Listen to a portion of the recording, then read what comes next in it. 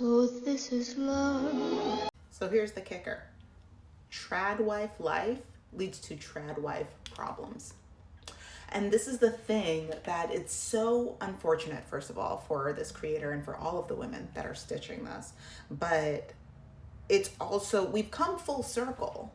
We've come full circle. This is literally what people that are now craving this the traditional wife was the 1950s idea. It wasn't the reality. This woman is living the reality of that 1950s woman. And when we say that 1950s woman, we're not necessarily talking about, because us, we never got to live that traditional lifestyle. We were always working.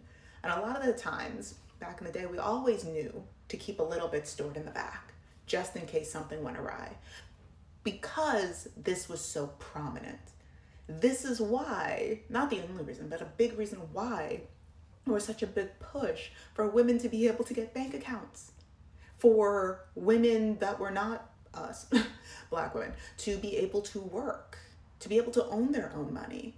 Because this is a huge side effect of that traditional woman, traditional wife aesthetic. The idea of the traditional wife, while there are some people that really like it, I know some people that are very happy, stay-at-home moms, stay-at-home wives, stay-at-home girlfriends that are just kind of living that life, right? And even so, I am constantly encouraging them, because you really never know. You really never know. It could be 5 years from now, 10 years from now. And it doesn't even have to be that your partner cheats. It doesn't have to be that they leave you out of nowhere. It doesn't have to be that they abuse you. It could just be, all of a sudden one bad car accident, one slip, one fall, something happens, one huge medical emergency. And then you'd still be in the position of, okay, now I have to take care of the household. I have this 5-year, 10-year, 20-year gap in my resume. I have kids, my partner needs me, especially if, let's say it was an accident that happens. Oh my God, now what am I gonna do? The traditional aesthetic is just that, an aesthetic. It is an idea of what was in the 1950s. The reality of the 1950s is that a lot of these women were on drugs. A lot of these women were raging alcoholics. There are TV shows that are about this. There are documentaries that are about this. There are people that have lived that life that are still alive right now that talk about this. We don't have to guess what their lives were like. We can see what their lives were like. And it was terrible. A big part of the traditional woman aesthetic is focusing on men.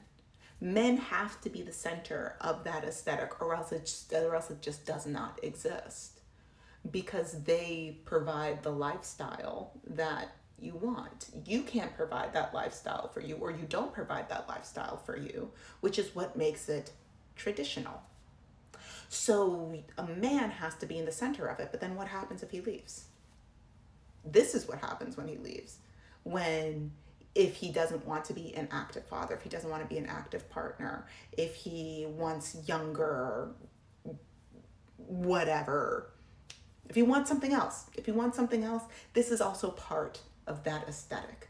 And because he is at the center, if he leaves, you have nothing upholding the center. It literally bottoms out. Your life bottoms out, because a man is always in the center of traditional marriages. And here's the second part of that kicker. You can be in a marriage where your man pays all the bills. You could be in a marriage where he buys you all the nice things. You can be in a marriage where he is the head of the house, all of that. But as long as you are also making your own money, as long as you have your bank account to the side, as long as you are still doing you, this is not technically considered a traditional marriage. It's untraditional, because you have something for you.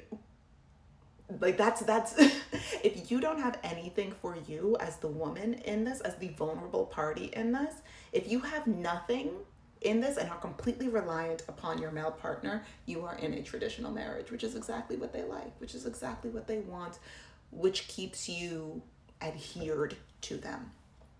it keeps you in a place of where you have to be submissive because they're in control of everything. And they can say, oh, yes, you can have, or oh, no, you can't have, or I don't want you to go, or I refuse for you to go. And what are you going to do?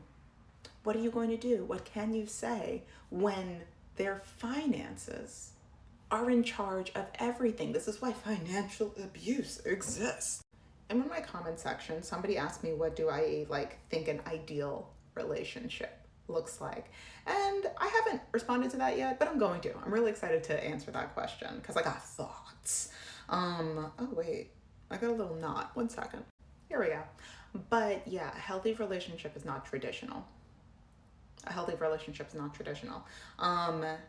While men crave the idea of or what they consider to be their reality, but it's really just a lack of information of traditional marriages. Even the men back in those days, they're like, oh, they love traditional marriages. They love marriages as they were. But that's when you're talking to your grandpa. Talk to your grandma. Ask her about her take on those traditional marriages.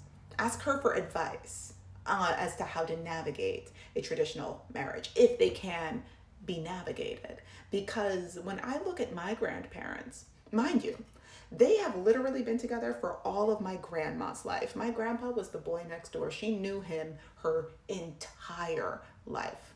You know what she said a few years ago? She's Jamaican. I will not be doing the accent. I've been made fun of for my patois for my entire life. But she basically said, if I knew then what I know now, I would have left you a long, long time ago. She said that to my grandfather's face. My grandfather paid. But here's the kicker. Having aha moments in real time. They had elements of a traditional marriage. My grandfather, while he paid all of the bills, right? Paid the majority, almost all of the bills, the majority of them. They were still technically in an untraditional marriage because Black women generally are not afforded traditional marriages historically because we've always had to work.